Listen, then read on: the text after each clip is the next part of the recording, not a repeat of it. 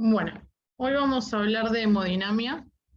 La hemodinamia seguimos hablando de todo lo que son los equipamientos de fluoroscopía, que en la última clase habíamos hablado de estudios contrastados. El equipo de hemodinamia funciona con el mismo principio físico, que son los rayos X, y nos permite ver imágenes dinámicas en movimiento. En el caso particular de la hemodinamia, es un área que no depende del servicio de diagnóstico por imágenes, puede llegar a depender, puede haber un servicio dentro de lo que es el área de cardiología, que sea hemodinamia, o inclusive en algunos casos también puede estar incluido en un servicio que se llama tratamientos por radiación, que también trabajamos con los técnicos radiólogos en este tipo de servicios, ¿sí? La hemodinamia, ¿qué es? La hemodinamia es el estudio, viene su nombre dice, del movimiento de la sangre, ¿sí?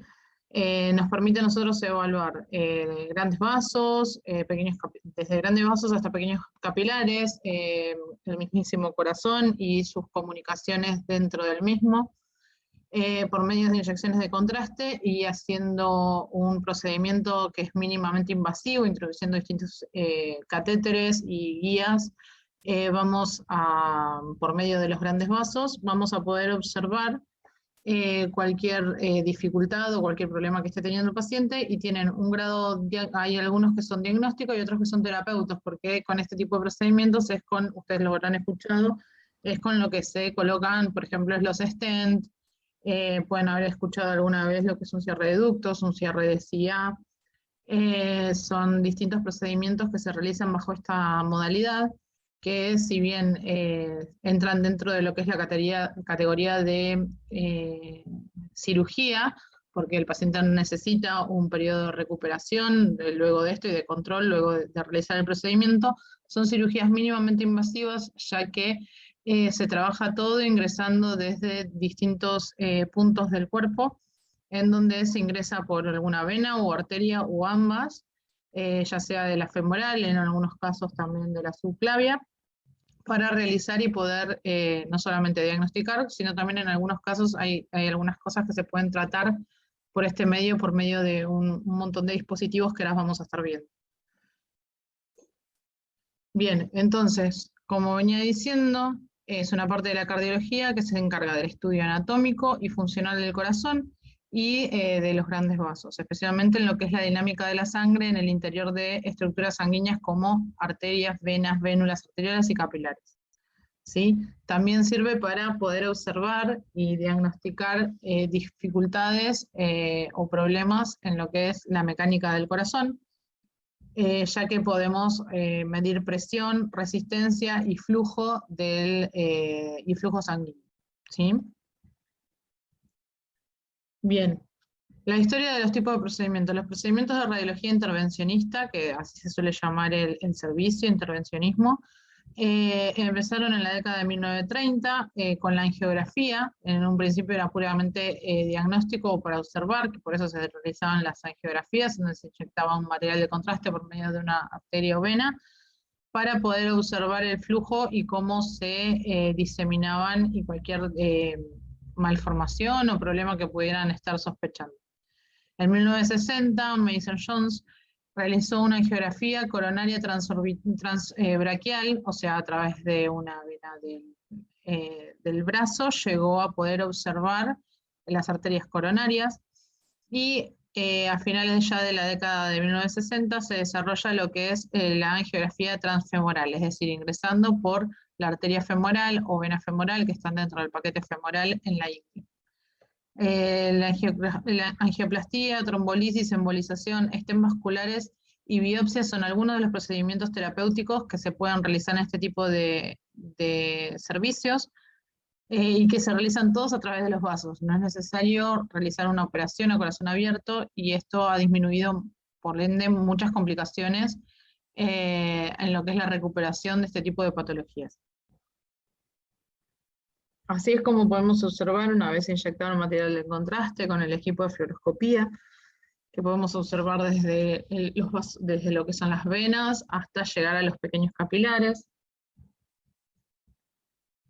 Y tenemos distintas vías de acceso. Tenemos por un lado lo que es el acceso arterial, que para el acceso arterial en 1953 Sven Selinger describe un método de acceso utilizando un catéter que lleva su nombre, que es una especie de aguja con un soporte que se inserta dentro de la arteria femoral. Luego se retira el soporte y es como hueca, permitiendo que por dentro sirve como de guía para poder insertar una guía de alambre. No es un alambre como el que nosotros estamos acostumbrados a ver, es un alambre obviamente esterilizado, con material quirúrgico, que va a ingresar por la aguja guía, y nos va a permitir ir llegando por medio de distintos movimientos que realiza el médico, ir llegando hasta los sectores donde se quiere trabajar, ya sea grandes vasos, aorta o arteria pulmonar. Cuando se retira la aguja, o sea, cuando una vez que estás posicionado en el lugar, el catéter sigue como de guía para que nosotros lo podamos ver sin tener que estar pasando todo el tiempo contraste, porque recuerden que los materiales, generalmente los catéteres y esos son de plástico que nosotros no podemos observar. Entonces, por medio de esa guía, una vez que se encuentra posicionado el médico, puede ingresar algún tipo de catéter con balón o el stent mismo que entra como una malla, que entra todo dobladito. Ahora yo les voy a subir fotos en el Power, que por medio también de distintos dispositivos los suelta y los posiciona en el lugar que corresponde. ¿Sí?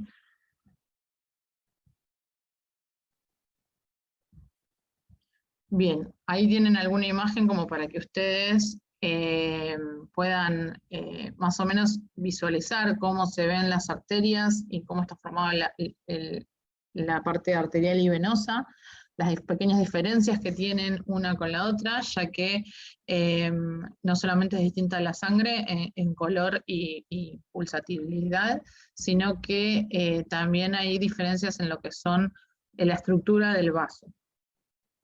¿Sí? Vamos a hacer un pequeño repaso, esto no sé si ya lo estuvieron viendo. Como sabemos, el corazón está compuesto es el órgano principal del sistema circulatorio, se encarga de impulsar la sangre. Está dividido en dos aurículas, una derecha y una izquierda, y dos inferiores que se llaman ventrículos derecho e izquierdo. ¿Sí? Tenemos por un lado lo que es la aorta, que va a estar transportando sangre oxigenada, y en el retorno venoso vamos a tener lo que es la vena cava, la vena superior cava, y lo que es la arteria pulmonar, que es la que va a estar conectando para oxigenar la sangre en su retorno a través de los pulmones. ¿Sí? Hay distintas patologías que pueden surgir dentro de lo que es el corazón, como las conexiones. Esto es lo que en el cronograma que están viendo van a ver que tenemos lo que es la válvula mitral, la válvula pulmonar, la tricúspide. Hay distintos problemas que pueden surgir en estos tipos de válvulas, y también puede haber algunas cuestiones congénitas como comunicaciones interventriculares o interauriculares, es decir, que haya algún pequeño válvula o conexión entre lo que son los ventrículos, y de esta manera se genera un flujo en donde una parte del torrente, ya sea venoso o arterial, se mezcla con lo anterior, provocando que el paciente tenga distintas sintomatologías como cansancio, pesadez, inclusive en algunos casos son síncopes o desmayos.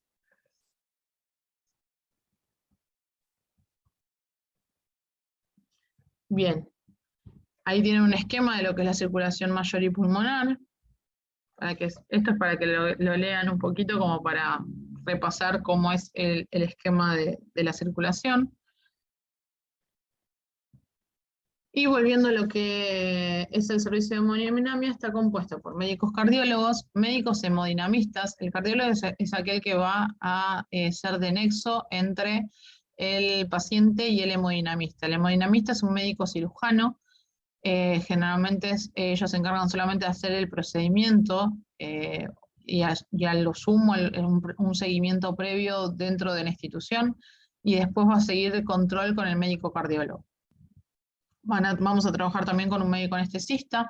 En algunos casos, en adultos, se puede llegar a realizar algunos de estos procedimientos con el paciente despierto, especialmente si el paciente colabora y es un paciente que no tiene miedo. En algunos casos debido a miedos, incomodidades y demás, se puede realizar con algún tipo de anestesia local o de anestésico braquial.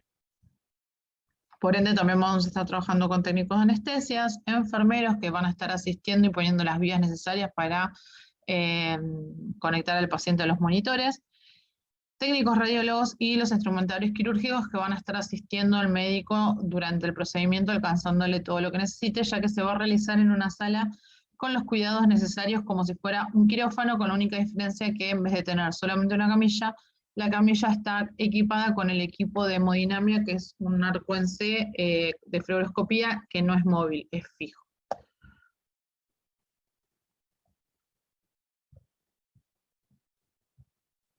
Bien, tenemos 3 áreas, en algunos lados pueden llegar a encontrar más. Son 3 áreas propias del servicio y a su vez estos tipos de servicios suelen estar están siempre en clínicas u hospitales o en algún centro donde tengan algún tipo de internación, porque se necesita tener internación ya que los pacientes van a tener que quedar en observación. Si bien se le puede hacer una recuperación inmediata dentro de lo que es el servicio, al paciente hay que darle 24 o 48 horas de recuperación y de control y monitoreo, ya sea por el médico hemodinamista y por un plantel de enfermería.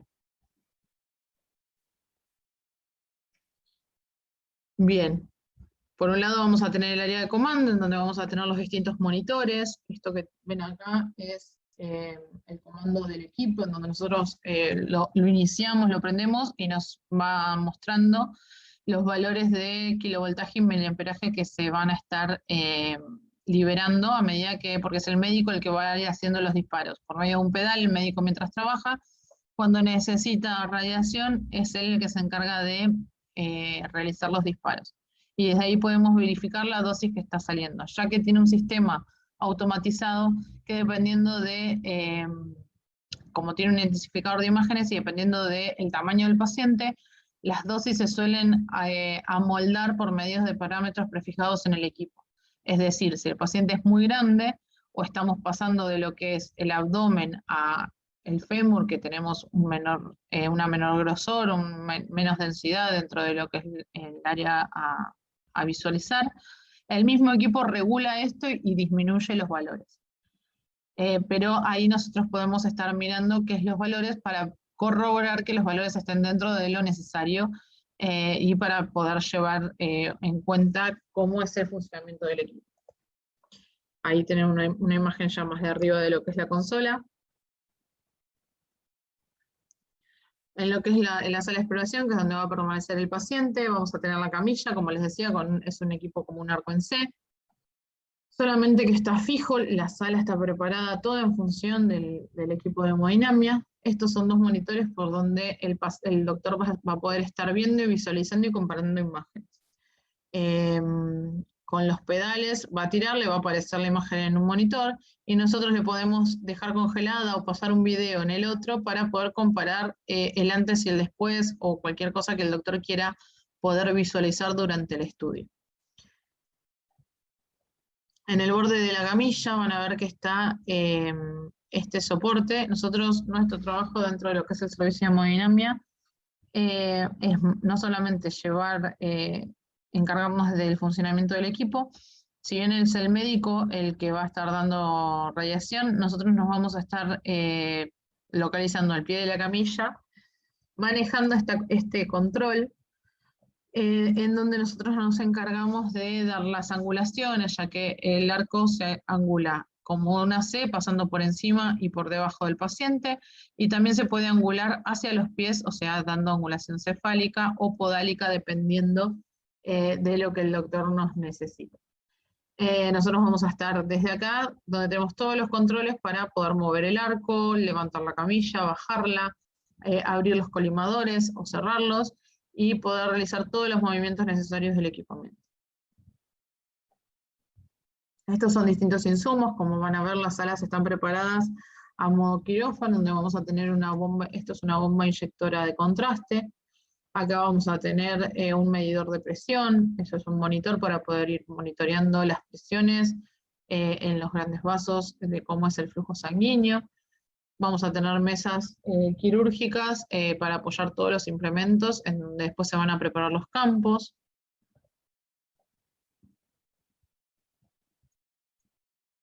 Y luego vamos a tener lo que es un área de recuperación, en donde vamos a tener una cama con oxígeno y todos los insumos necesarios para tener al paciente hospitalizado. Y también vamos a contar con un sector en donde vamos a tener una pileta, una bacha, y lugar de almacenaje en donde vamos a estar preparando todo el material que luego tiene que ingresar esterilizado junto con nosotros, que entramos vestidos como para quirófano, con ambos y batas esterilizadas, guantes, cofias, botas, todo lo necesario para poder estar dentro de un quirófano.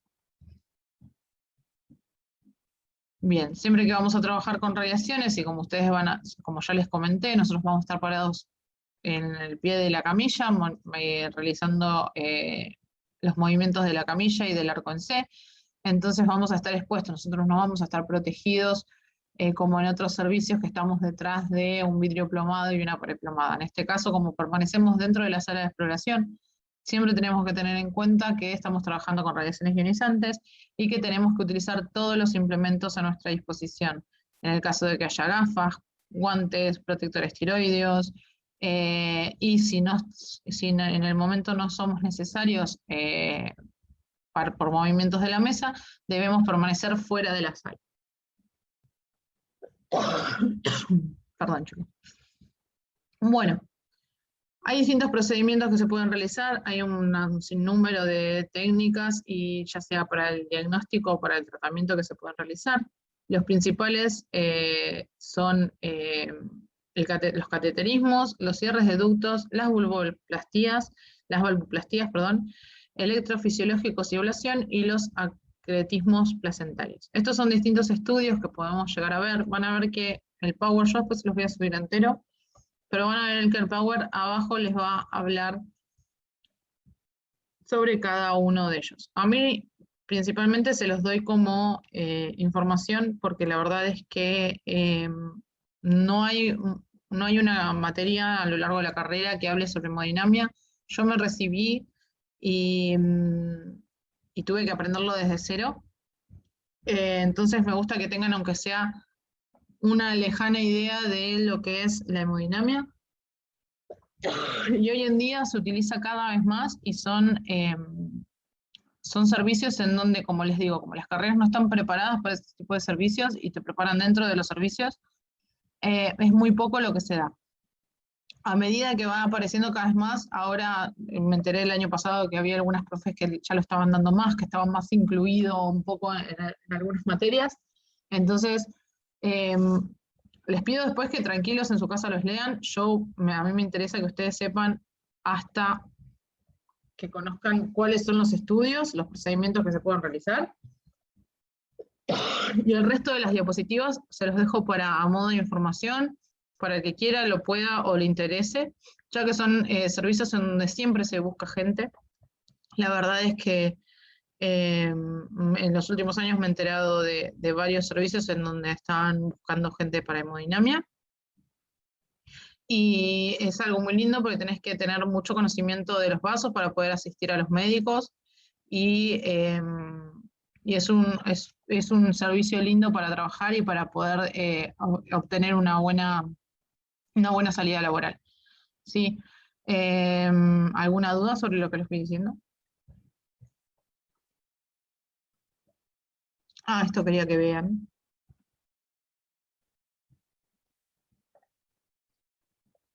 ¿Dónde estás?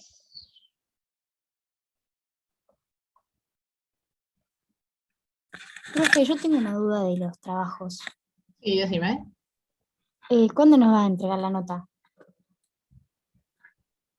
Voy a intentar este fin de semana ponerme al día, pero como las notas me dijeron que son para después de las vacaciones, estoy tranquila y voy a aprovechar a cuando no tengamos Bueno. clase, y en estos horarios me voy a poner a corregir y les van a estar llegando.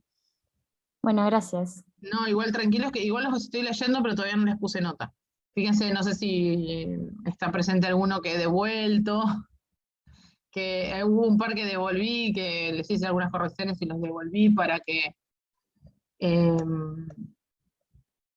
los acomoden un poquito y después los volvemos a leer. ¿Dónde están las imágenes? Les quería mostrar antes de cortar la clase. Esto, acá está. Bien, estos son los cateterismos. Estos son algunos de los dispositivos que se implantan. Fíjense que es como una malla. Eso cuando vos lo sacás no es así de ancho. Eso va como metido acá adentro, ¿sí? Y el médico por medio de un alambre lo saca y lo expande para poder tapar una comunicación. En este caso es una figura de que esto es la aurícula derecha, la aurícula izquierda, y hay una comunicación interauricular. Entonces es un pequeño pasadizo entre, como yo les había venido diciendo. Y lo que se hace es colocar este dispositivo que ingresa como si fuera un alambrecito hueco adentro y que tiene eso, y por medio de un alambre se expande y se pone ahí de manera de tapar y evitar que ese intercambio de flujos que había entre las aurículas. En los ductos se utilizan algunos dispositivos similares. Se puede utilizar alguno de esos o algo que se llaman coil. Ahora yo les voy a mostrar ahí acá abajo algunas imágenes.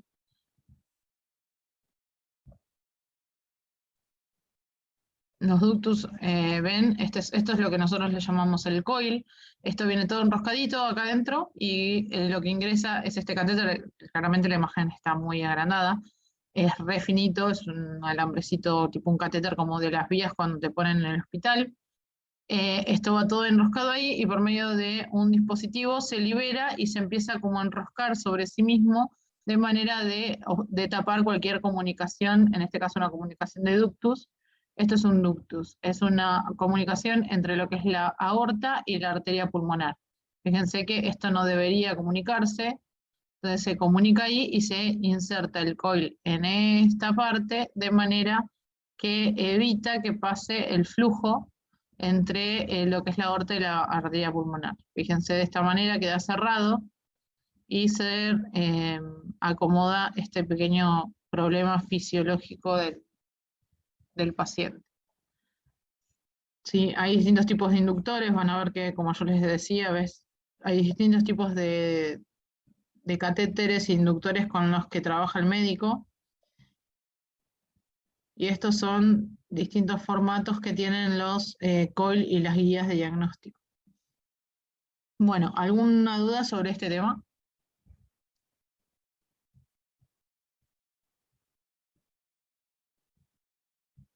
Profe, ¿vas a mandar cuestionarios de esto? No, de esto no. Voy a mandar, de todo esto que está acá abajo, no. Voy a mandar uno mini sobre lo que necesito que sepan de hemodinamia, que son las primeras diapositivas, ¿sí? Bueno, tienen que saber igual que se va a inyectar material de contraste, que es material hidrosoluble. Características básicas sobre hemodinamia, ¿sí? Porque no los voy a complicar porque es un tema como para dar varias clases. Entonces, yo lo que necesito es que ustedes tengan una base y que sepan que existe, nada más. Así que les voy a dar un cuestionario con 10 preguntitas, pero se los voy a preparar la semana que viene, no se preocupen. ¿Sí? Listo, gracias. Otra pregunta. Sí. Decime.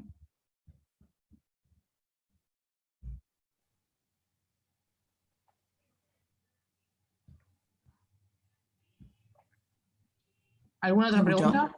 Sí, no se escuchó nada. Se quedó todo que la nota sí. es el trabajo y los cuestionarios. Los cuestionarios, como yo ya les dije, ustedes ya saben que este año con el tema de la virtualidad nos piden notas conceptuales y demás. Los cuestionarios son mi forma de unificar, porque yo entiendo que hay muchos que por cuestiones de trabajo no pueden estar en las clases, porque ustedes fíjense, en este momento somos 13 y ustedes anotados son 60, casi, 50 y pico. Entonces, yo entiendo que por cuestiones de trabajo, de horario de chicos de familia, muchos no pueden estar presentes y después descargan los audios, las clases y los miran o no, o hacen como quieren. Pero esa es mi forma de aquellas personas que yo sé quiénes están siempre, porque sé quiénes están siempre, y esas tienen, por ende, un concepto bueno, porque yo sé que miércoles a miércoles están acá para escuchar las clases. Pero es una forma de aquellos que no pueden, o el día que no pudieron, las que están siempre, yo saber que lo leyeron, que mínimo lo escucharon. Entonces, de esa manera equiparo el tema de conceptos de presencialidad, ¿sí? Dentro de lo que se puede, ¿no? Entonces, yo les pido que los hagan, no me importa si sacan un 1, les pido que se tomen 5 minutos de hacerlo. Obviamente, yo sé que lo leyó mejor el que se sacó un 7 que el que se sacó un 1, obviamente. Pero a mí me sirve para ir viendo que ustedes vayan llevando un ritmo, porque todo esto después, como van a final obligatorio, después yo se los puedo preguntar todo lo que quiero.